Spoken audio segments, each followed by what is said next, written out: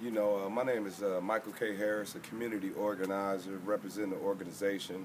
called Death to Our Problems, Birth to Our Nation here, and what some people call Kill-Walkie or Ill-Walkie. But if you look at it on the atlas, it's going to be Milwaukee, Wisconsin.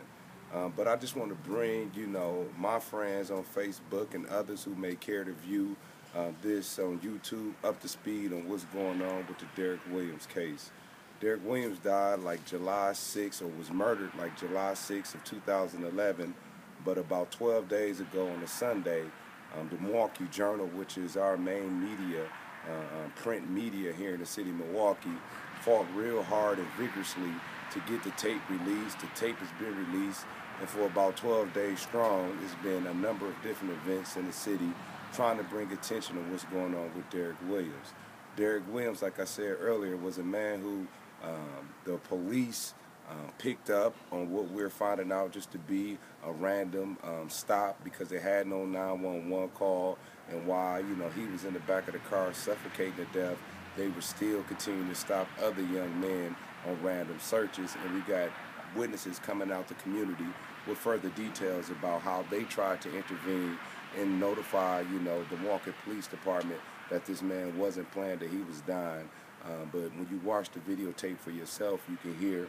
how they told him to shut the fuck up and that he was only playing. But anyway, we also finding out that one of the officers who was in the squad car, and we got to research this a little bit more, but that his father is a retired sergeant, out of the firearms division, and that's why we can see the cover-up going as deep and as hard as it is, even though anyone who's watching the tapes can see that it was malicious negligence on the part of the Milwaukee Police Department when,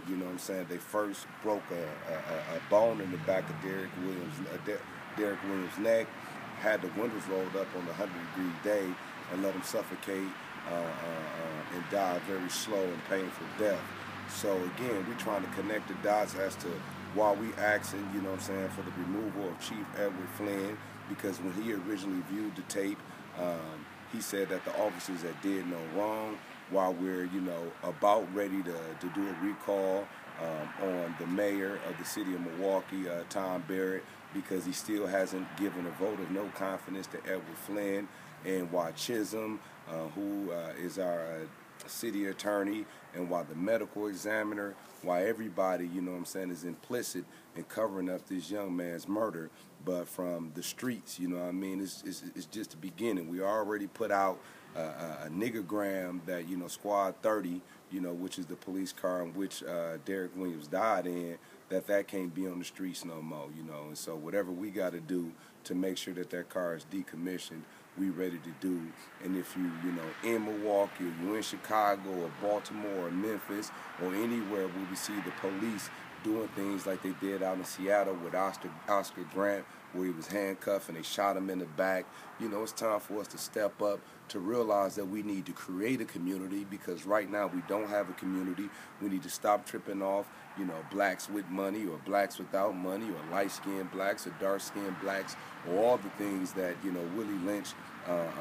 wrote in his letter that our people are still fighting over. We need to put all that to the side. We need to come together, defend our young men and women as we let them know that we ain't having it no more. So if you need to reach out in Milwaukee, we got brothers with Occupy the Hood like Khalil Coleman and Mo Mahdi. We got brothers like Tory Lowe and Lamoncie Harris and myself, and we all coming together trying to get a real street movement as we wake up and we spark this flame that might be the change, not only here in the city of Milwaukee or Kill-Walkie,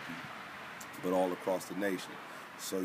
I bid everybody a farewell, and like we say, death to our problems and birth to our nation.